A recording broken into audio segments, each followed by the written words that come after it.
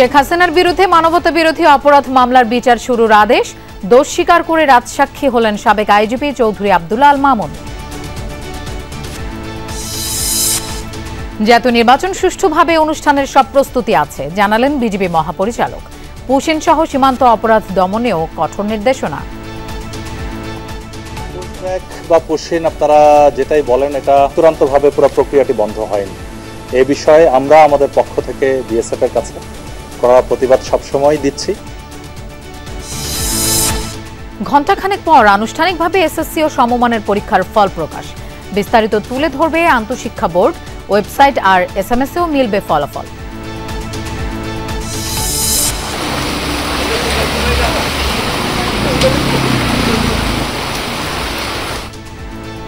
ফেনীতে বন্যা পরিস্থিতির আরো অবনতি। পানি ঢুকেছে প্রায় 100 গ্রামে। বাড়ছে ভোগান্তি। বাড়িঘরে অনেক পানি উড়ে গেছে। আমরা চাই একটা বেড়িবাঁধ, আমরা কোনো টান চাই না। কুমিল্লা নোয়াখালীর বিভিন্ন এলাকা এখনো জলাবদ্ধ। খাল থেকে পানি নামতেছে না এবং পানিগুলো নিষ্কাশন অত্যন্ত প্রয়োজন। 10 ফুটের সামনে এই অবস্থা পানি দেখেন, তাহলে আর গ্রামবাসী কি অবস্থা? যেভাবে বৃষ্টি হইতেছে এক সপ্তাহ পানি কমবে না। দ্বিতীয় দফা ঐক্যমত্য কমিশনের সাথে রাজনৈতিক দলগুলোর বৈঠক। প্রধান বিচারপতি নিয়োগ, জরুরি অবস্থা, তত্ত্বাবধায়ক সরকার ইস্যুতে হচ্ছে আলোচনা। প্রধান বিচারপতি নিয়োগ এবং জরুরি অবস্থা সেগুলো নিয়ে অতীতে আলোচনা হচ্ছে, ফলে আমি আশা করছি এখন এগুলো নিষ্পত্তির দিকে অগ্রসর হওয়ার জন্য কিভাবে আগানো যায় সেটাই আমাদের সিদ্ধান্ত নিতে হবে। জুলাই আগস্টের মানবতা বিরোধী অপরাধের মামলায় শেখ হাসিনা ও সাবেক স্বরাষ্ট্রমন্ত্রী আসাদুজ্জামান খান কামাল সহ 3 জনের বিচার শুরুর আদেশ দিয়েছেন আন্তর্জাতিক অপরাধ ট্রাইব্যুনাল। দুপুরে বিচারপতি মোহাম্মদ গোলাম মুর্তুজা মজুমদারের নেতৃত্বাধীন 3 সদস্যের আন্তর্জাতিক অপরাধ ট্রাইব্যুনাল 1 এই আদেশ দেন। এর আগে অভিযোগ গঠনের শুনানি ঘিরে সাবেক আইজিপি চৌধুরী আব্দুল আল মামুনকে ট্রাইব্যুনালে হাজির করা হয়। দোষ স্বীকার করে তিনি রাজসাক্ষী হন। ট্রাইব্যুনালে জুলাই হত্যাকাণ্ডের সঙ্গে জড়িত থাকার কথাও স্বীকার করেন চৌধুরী মামুন। শেখ হাসিনা ও আসাদুজ্জামান খান পলাতক থাকায় চৌধুরী আব্দুল আল মামুনকে ট্রাইব্যুনালে হাজির করা হয়। গত 1 জুলাই এই মামলায় প্রথম দিনের অভিযোগ গঠনের শুনানি সরাসরি সম্প্রচার করা হয় টেলিভিশন ও সামাজিক যোগাযোগ মাধ্যমে। সেদিন রাষ্ট্রপক্ষ শুনানি করেন। পরে 7 জুলাই শুনানি করেন শেখ হাসিনা ট্রাইব্যুনাল নিযুক্ত আইনজীবী। সেদিন শেখ হাসিনাকে নির্দোষ দাবি করে অব্যাহতি চান তিনি।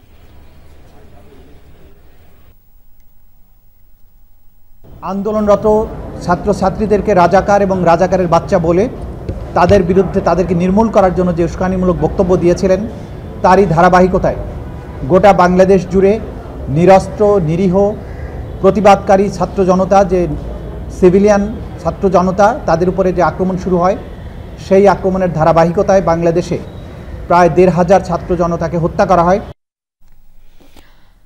দর্শক, এই মামলার বিষয়ে এই মুহূর্তে ব্রিফিং চলছে, আমরা সরাসরি সেখানে চলে যাচ্ছি। অতএব এইটাই আমি মনে করি না যে কোনো ভুল কিছু হয়েছে, সঠিকভাবে। অবশ্যই না, অবশ্যই আইনি লড়াই একটা লাস্ট যুক্তিতর্ক পর্যন্ত আইনি লড়াই থাকে। যেহেতু একজন আসামি দোষ স্বীকার করেছে, তাহলে এই ঘটনাগুলি ঘটেছে এটাই কি বলা যায় এখন? না, সেটা বলা যায় না। একজন আসামি দোষ স্বীকার করেছে, দোষ স্বীকার 10 জন আসামির মধ্যে একজন স্বীকার করতে পারে, তার ভিতরে হয়তো কোনো রকমের অপরাধ থাকতে পারে তার ব্যক্তিগতভাবে, অন্য আসামিদের তো দোষ নাও থাকতে পারে। অতএব এর দ্বারা কীভাবে বুঝবো যে যিনি দোষ স্বীকার করেছেন সেই জন্য অন্যরাও সবাই দোষী, এটা বলা যাবে না।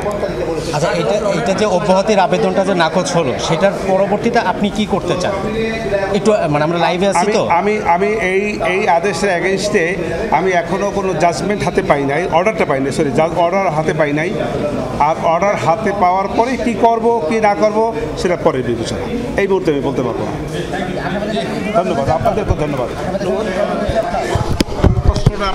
দর্শক, আজ এই এতক্ষণ কথা বলছিলেন যে শেখ হাসিনার যে রাষ্ট্রনিযুক্ত আইনজীবী, এবং তিনি যেমনটা জানিয়েছেন যে তিনি এই মামলার পরবর্তী যে সকল ধাপ রয়েছে সেগুলোতে তিনি শেখ হাসিনা আসাদুজ্জামান খান কামালের হয়ে আদালতে লড়তে চান। এর আগে আমরা দেখেছি যে আদালত থেকে কিন্তু এই মামলার যে অভিযোগ গঠন তার কিন্তু আদেশ দেওয়া হয়েছে, অর্থাৎ শেখ হাসিনা আসাদুজ্জামান খান কামাল সহ এই মামলার কিন্তু বিচার শুরু হয়ে যাচ্ছে, আনুষ্ঠানিক বিচার। এবং এই আনুষ্ঠানিক বিচার শুরুর মধ্য দিয়ে কিন্তু বলা যায় যে জুলাই অভ্যুত্থানের প্রথম কোনো প্রথম কোনো মামলার বিচার শুরু হলো এবং এই মামলায় কিন্তু শেখ হাসিনা সহ অন্যান্য যারা আছেন তাদেরকে মোট 5টি অভিযুক্ত করা হয়েছে এবং এই অভিযোগের ভিত্তিতে কিন্তু তার বিচার হবে এবং সাক্ষ্য গ্রহণ শুরু হবে আগামী 4 আগস্ট। যেমনটা আগেই জানিয়েছিলেন যে আগস্টের শুরুতেই হয়তো এই মামলার সাক্ষ্য গ্রহণ শুরু হতে পারে এবং সেই অনুযায়ী কিন্তু আমরা দেখলাম আজ কিন্তু শুনানি শেষে অভিযোগ গঠন হলো এবং শেখ হাসিনার বিরুদ্ধে বিচারের আদেশ হলো এবং সেই আদেশ অনুযায়ী কিন্তু আমরা 3 আগস্ট ওপেনিং স্টেটমেন্ট বা সূচনা বক্তব্য হবে এবং 4 আগস্ট থেকে সাক্ষ্য গ্রহণ শুরু,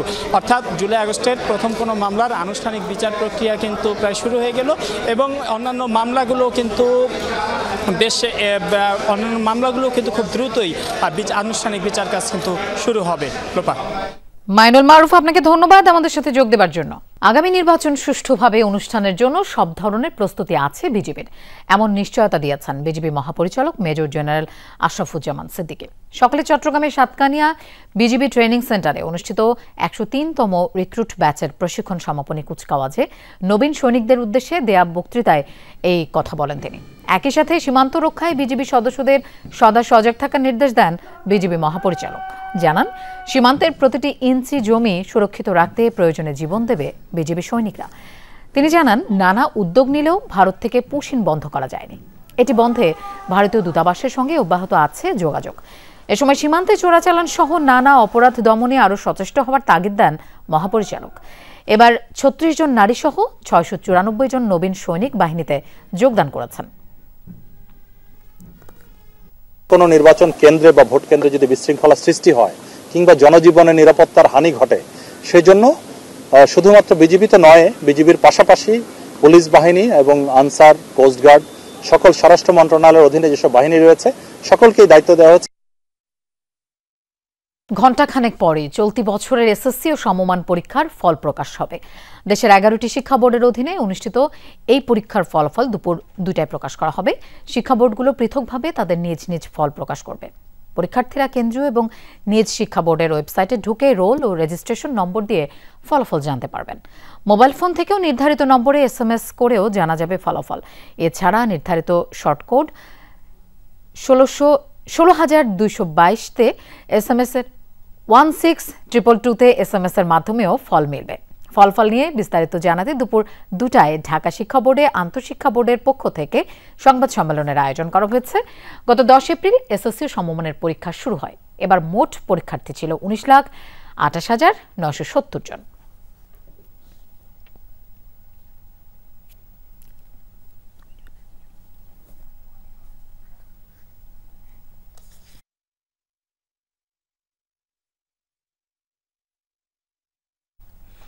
দর্শক, রাজধানীর মতিঝিল আইডেল স্কুল অ্যান্ড কলেজে আছেন আমাদের সহকর্মী শামীম রেজা।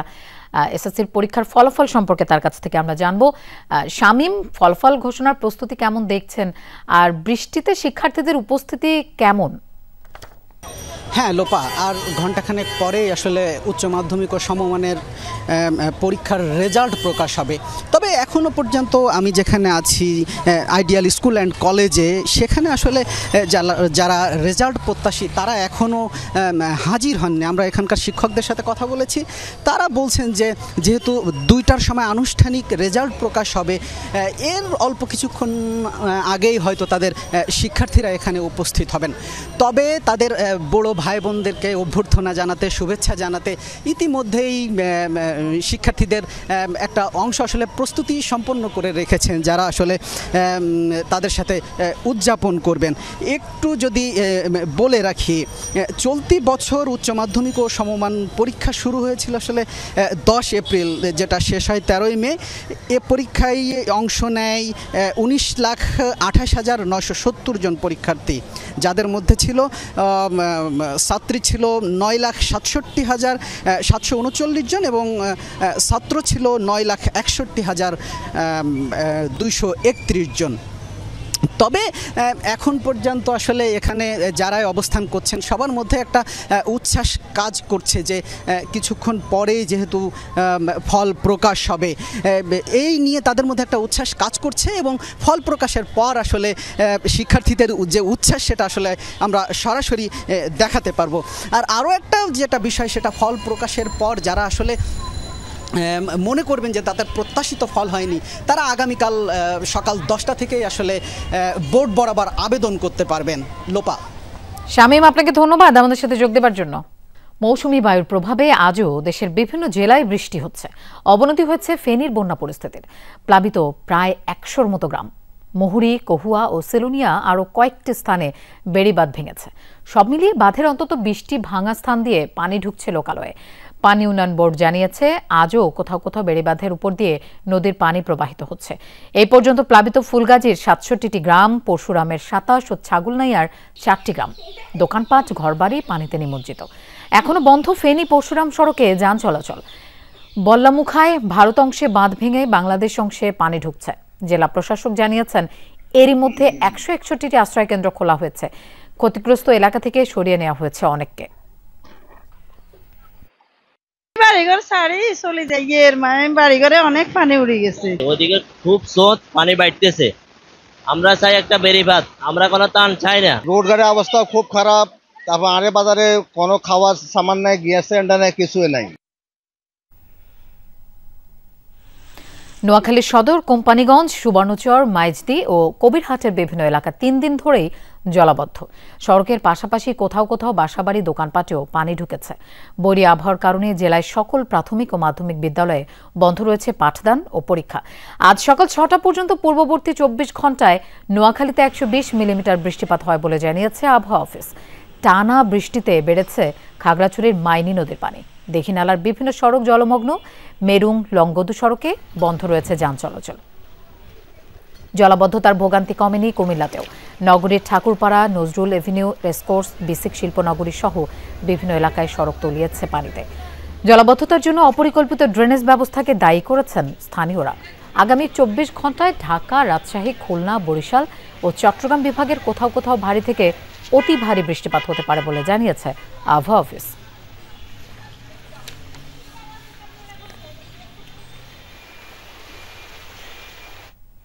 দর্শক, আমরা বন্যা ও জলাবদ্ধতার খবর জানবো আমাদের সহকর্মীদের কাছ থেকে। শুরুতেই ফেনীতে যেতে চাই, সেখানে আছেন আমাদের সহকর্মী আরিফুর রহমান।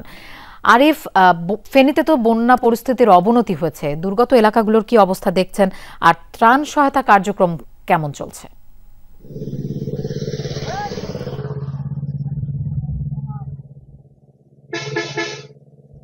লোপা, ভারতের উজান থেকে নেমে আসা পাহাড়ি ঢল এবং গত কয়েকদিনের টানা বর্ষণে ফেনীর ফুলগাজী, পরশুরাম এবং এখন সর্বশেষ ছাগলনাইয়াতে মোট 98টি গ্রাম প্লাবিত হয়েছে।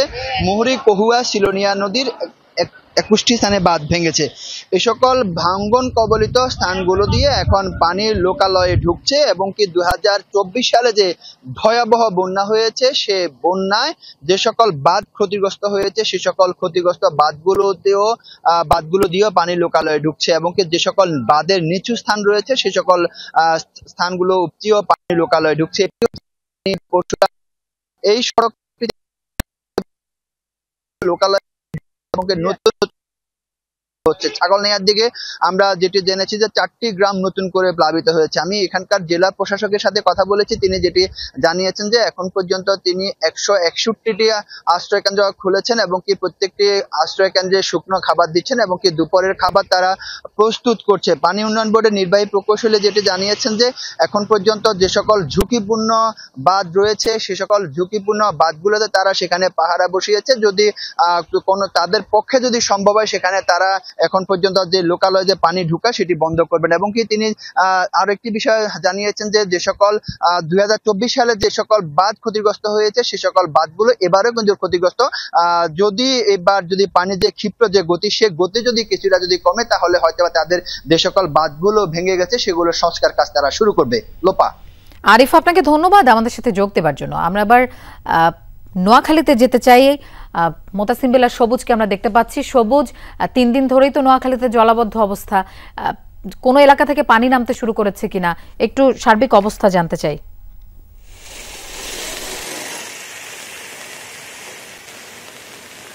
লোপা, গতকাল সন্ধ্যা থেকে আজ সকাল 11টা পর্যন্ত বৃষ্টিপাত ছিল না, কিন্তু 11টার পর থেকে আবারও এখন বৃষ্টিপাত হচ্ছে, কখনো হালকা কখনো ভারী, এখনও বৃষ্টি হচ্ছে। আবহাওয়া অফিস যেটি বলছে যে গতকাল যেখানে 223 মিলিমিটার বৃষ্টিপাত হয়েছে, গতকাল রাত বৃষ্টি না হওয়ার কারণে সেটি নেমে এসেছে 120 মিলিমিটার, যেটি আপনি বলছিলেন। আর এখন ভারী বৃষ্টিপাত হওয়ার কারণে নিশ্চয়ই পানি এবং জলাবদ্ধতার পরিমাণ বেড়েছে। এবং নিশ্চয়ই আমি দেখাতে পারছি আপনাকে যে সড়কে, এটি প্রধান সড়কের পাশের একটি সড়ক, এবং শুধু এই সড়কটি নয়, প্রধান সড়কের পাশে যতগুলো সড়ক রয়েছে এটি একটা জেলা শহর, সবগুলো সড়কে আসলে এই পরিমাণ পানি। এবং এখানকার যে বিভিন্ন অফিস দপ্তর রয়েছে, জেলা শহরে যতগুলো দপ্তর রয়েছে সবগুলো দপ্তরের সামনে পানি, এবং অনেকগুলো ভবনের ভিতরে পানি ঢুকে গিয়েছে। এবং এখানকার নিচতলার মানুষজন তারা নিরাপদ স্থানে অনেকে চলে গেছে। এবং শুধু যে এই জেলা শহরের এই অবস্থা তা না, এখানকার সুবর্ণচর, কবিরহাট, কোম্পানিগঞ্জ এই এলাকাগুলো তো আসলে জলমগ্ন হয়ে রয়েছে। এবং সেখানকার যে বিদ্যালয়গুলো রয়েছে সেগুলো আসলে বন্ধ করে দেওয়া হয়েছে। এবং এখানকার যে জলাবদ্ধতা সেটি আসলে এখনও কোনো অংশে পানি কমেনি। এবং খুব বৃষ্টি না থাকার কারণে ধীরগতিতে পানি কমলে সেটি এখন বেড়ে যাচ্ছে। তবে সবচেয়ে বেশি ক্ষতির মুখে পড়েছে এখানকার যে কৃষিখাত, সেখানে যে আউশ ধান রয়েছে সেগুলো একেবারে পানি নিচ্ছে, এবং আমাদের যে বীজতলা সেগুলো। এবং আমি আপনাকে দেখতে পাচ্ছেন নিশ্চয়ই এখানকার যে জলমগ্ন অবস্থা। এখানে একটি ভবনের নিচতলাটা আমি আপনাকে দেখাচ্ছি যে এখানে কি পরিমাণ পানি জমে আছে, এবং এখানকার যে মানুষজন তারা এখান থেকে সরে গিয়েছে। এবং এটি একটি সরকারি দপ্তর, এবং এখানকার মানুষ আসলে তাদের জলাবদ্ধতার জন্য যে ড্রেনেজ ব্যবস্থাকে দায়ী করছে এবং খাল দখলকে দায়ী করছে, এবং তারা খুব দ্রুত এই জলমগ্ন অবস্থা থেকে তারা আসলে মুক্তি পেতে চান। লোপা, সবুজ, আপনাকেও ধন্যবাদ আমাদের সাথে যোগ দেবার জন্য। আমরা আবার কুমিল্লায় যেতে চাই খোকন চৌধুরীর কাছে। খোকন, কুমিল্লায় নতুন করে কোনো এলাকা জলাবদ্ধতা সৃষ্টি হয়েছে কিনা, নগরবাসীর ভোগান্তি নিয়ে কি বলছেন তারা?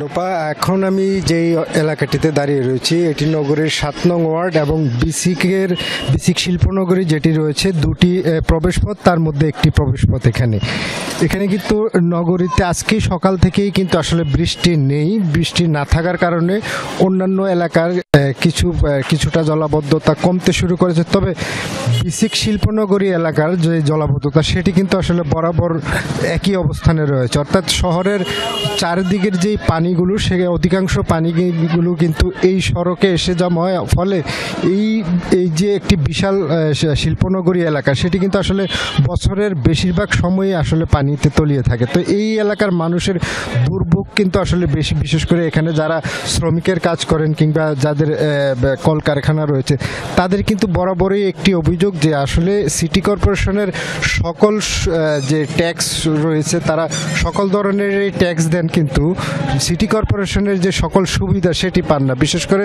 অন্যতম যেটি আসলে জলাবদ্ধতা, এখানে কিন্তু ড্রেনেজ ব্যবস্থা একেবারেই নগণ্য। এখানে কিন্তু বজ্র মিশ্রিত পানি সহ একাকার হয়ে কিন্তু এখানে এই পানিগুলি দূষিত হয়ে কিন্তু আসলে যে এখানকার যারা বিশেষ করে শ্রমিক রয়েছেন তাদের কিন্তু আসলে স্বাস্থ্য ঝুঁকিও রয়েছে এখানে। ফলে এই এলাকার মানুষ চাচ্ছেন যাতে দ্রুত গতিতে এই এলাকাটিতে অন্তত যে ড্রেনেজ ব্যবস্থা সংস্কার সহ যে পানি নিষ্কাশন ব্যবস্থা সেটি যাতে দ্রুততম ভাবে করা হয়। বিশেষ করে সিটি কর্পোরেশন এবং বিশেষ করে যে বিসিক শিল্পনগরী মিলিতভাবে যাতে এই সমস্যার সমাধান করা হয়।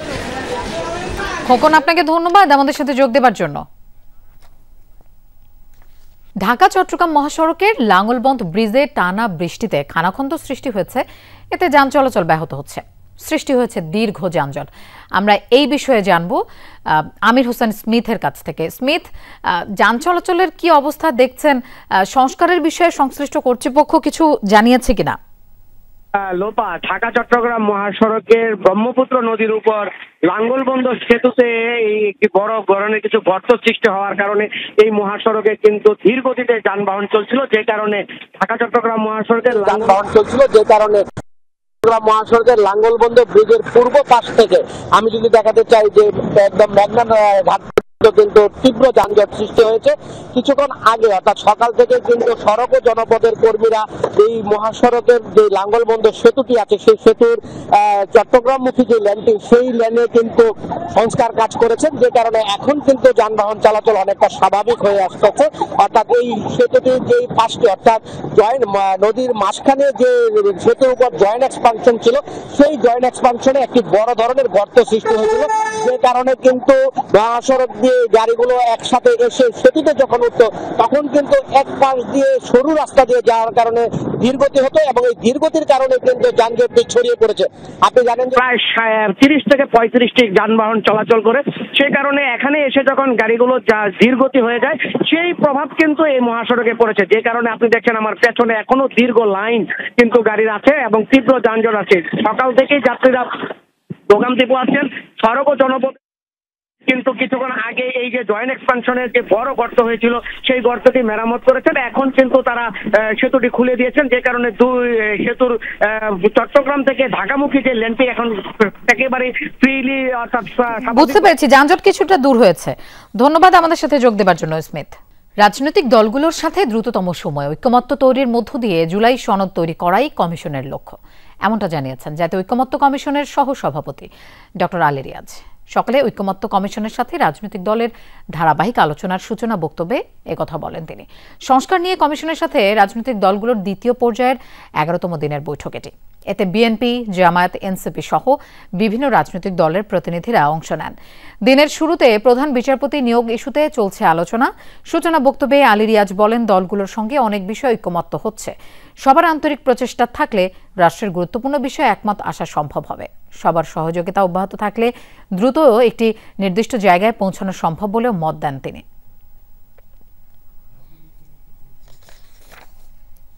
সকলকে নিয়ে একটি জাতীয় সনদ তৈরি করা। আমরা বারবার বলেছি যে আমাদের লক্ষ্য হচ্ছে এই জুলাই মাসের মধ্যেই যেন আমরা এই কাজ সম্পন্ন করতে পারি। তত্ত্বাবধায়ক সরকার ব্যবস্থা, বিচারপতির প্রধান বিচারপতি নিয়োগ এবং জরুরি অবস্থা সেগুলি নিয়ে অতীতে আলোচনা হয়েছে, ফলে আমি আশা করছি এখন এগুলো নিষ্পত্তির দিকে অগ্রসর হওয়ার জন্য কিভাবে আগানো যায় সেটাই আমাদের সিদ্ধান্ত নিতে হবে। দর্শক, আপনাদের জানাচ্ছিলাম রাজধানীর ফরেন সার্ভিস একাডেমিতে জাতীয় ঐক্যমত্য কমিশনের সাথে রাজনৈতিক দলগুলোর আলোচনা চলছে। আমরা এই বিষয়ে জানবো। আমাদের সাথে যোগ দিচ্ছেন সহকর্মী আখলাকুস সাফা। সাফা, আজ মোটা দাগে কি কি বিষয়ে আলোচনা চলছে একটু বিস্তারিত জানতে চাই। লোপাস, 3টি বিষয়। প্রথমটি হচ্ছে প্রধান বিচারপতির নিয়োগ, দ্বিতীয়টি তত্ত্বাবধায়ক সরকার ব্যবস্থা এবং তৃতীয় আলোচনার বিষয় হচ্ছে জরুরি অবস্থা। সকাল 11টা নাগাদ যে বৈঠকটি শুরু হয়েছে, বৈঠকের প্রথম যে আলোচ্যসূচি ছিল সেটি ছিল প্রধান বিচারপতি নিয়োগ। প্রধান বিচারপতি নিয়োগে এরই মধ্যে কিন্তু যে দলগুলো তারা তাদের যে প্রস্তাবনা দিয়েছেন সেই প্রস্তাবনাগুলো থেকে যতটুকু ঐক্যমত্যে আসা গেছে সেই জায়গা থেকে দেখা গিয়েছে যে আপিল বিভাগের সবচেয়ে জ্যেষ্ঠ যিনি বিচারপতি, যিনি 96 অনুচ্ছেদের অধীনে কোনোভাবেই কোনো তদন্তাধীন থাকবেন না এমন জ্যেষ্ঠ 2 জন থেকে প্রধান বিচারপতি নিয়োগ করবেন রাষ্ট্রপতি, নাকি 3 জন থেকে নিয়োগ করবেন, এই যে জায়গাটি সেই জায়গাটিতে কিন্তু ঐক্যমত্যের কথা ছিল। কিন্তু শেষমেশ যে আলোচনা হয়েছে, বিএনপি আগে 3 জনের কথা বলেছিল, আজ তারা 2 জনের কথাই বলেছে। জামায়াতের দিক থেকেও 2 জনের কথা বলা হয়েছে, এনসিপি 1 জনের কথাই বলছেন। এবং এনসিপির যেটি যুক্তি সেটি হচ্ছে সেখান থেকে আবারও স্বৈরাচার অথবা নিয়োগে এক ধরনের স্বজনপ্রীতি অথবা নিজস্ব সিলেকশনের একটি ব্যাপার থাকতে পারে। সো সেই জায়গা থেকে যেহেতু কোনো ধরনের আসলে ঐক্যমত্যে আসা যায়নি, সেজন্য যে লাঞ্চ ব্রেকের আগের যে সময়টি সেই সময়টিতে ঐক্যমত্য কমিশন বলেছে এই বিষয়টি তারা আবারও নতুন করে প্রস্তাবনা আকারে নিয়ে আসবেন। এখন যেটি হচ্ছে খুবই গুরুত্বপূর্ণ তত্ত্বাবধায়ক সরকার ব্যবস্থা নিয়ে। তত্ত্বাবধায়ক সরকার ব্যবস্থায় যেটি প্রস্তাবনা, আজকে যে প্রস্তাবনার উপর আলোচনাগুলো চলছে সেখান থেকে প্রথমটি ছিল যে রাষ্ট্রপতিকে পুরোপুরি এই ব্যবস্থা থেকে এক্সক্লুড করা, বিচার বিভাগকে এই ব্যবস্থা থেকে এক্সক্লুড করা এবং হচ্ছে জনপ্রতিনিধি যারা থাকবেন সেই জনপ্রতিনিধিরা এই সিদ্ধান্তটা নেবেন এমনটা। এছাড়াও সংবিধান সংস্কার কমিশন এবং নির্বাচন ব্যবস্থার সংস্কার কমিশন তাদেরও কিন্তু আলাদা আলাদা প্রস্তাবনা ছিল।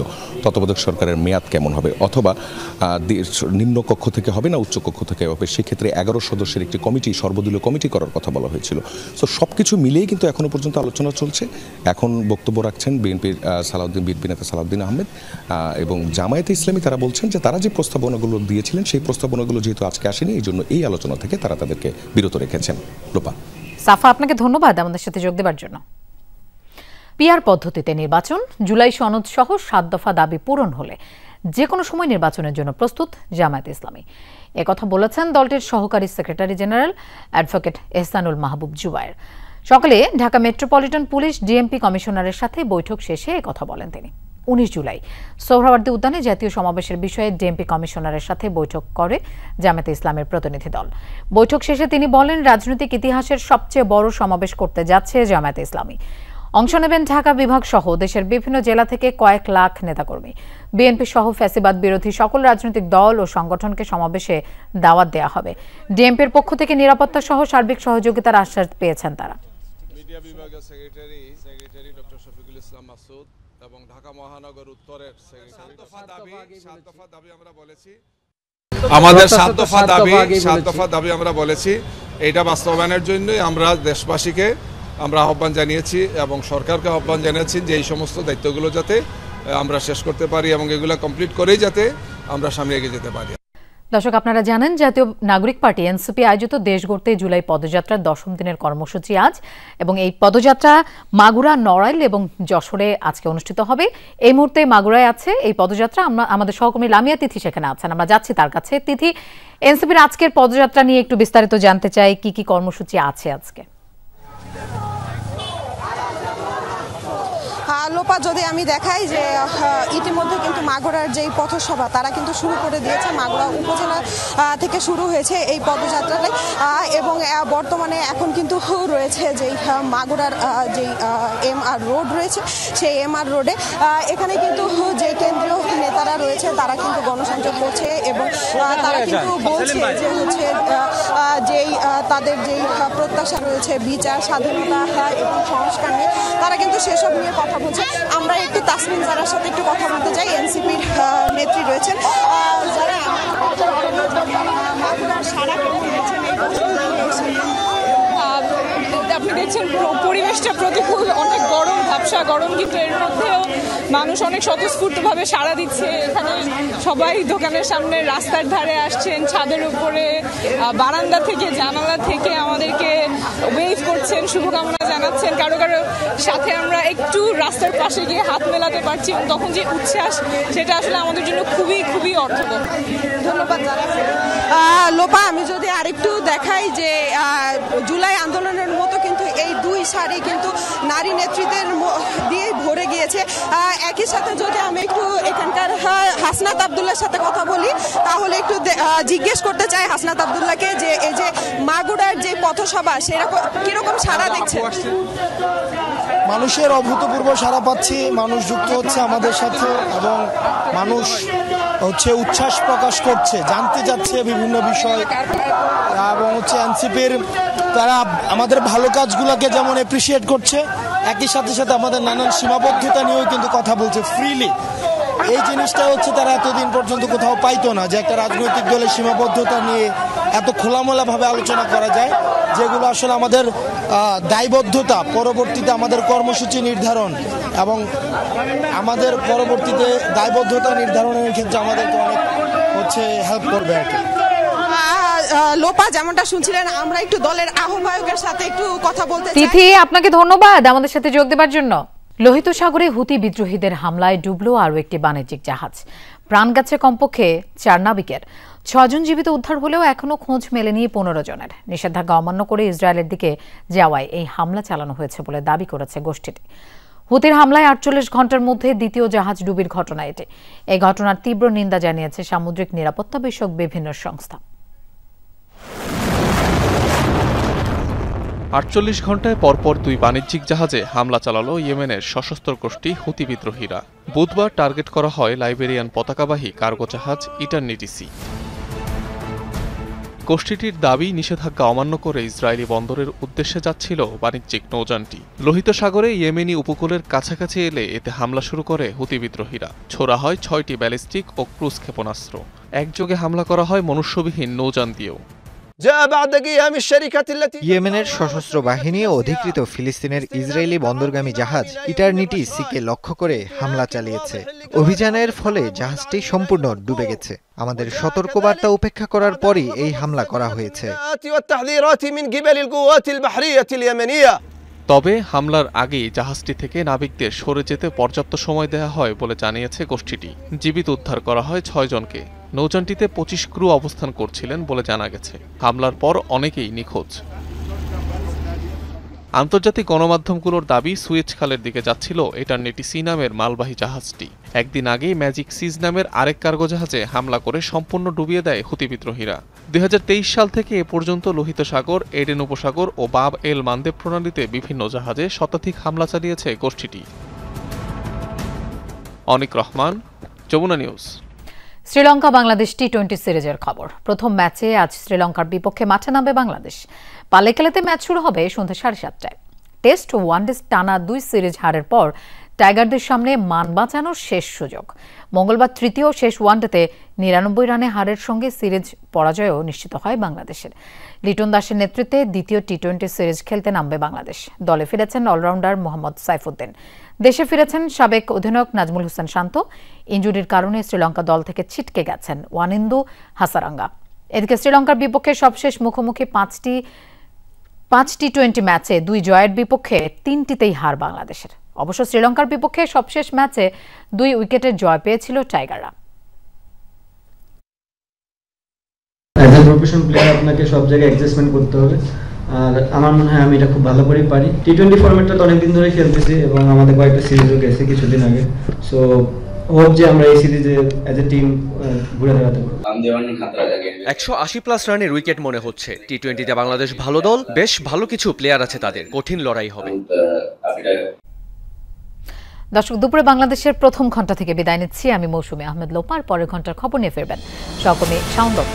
আমাদের সাথেই থাকুন।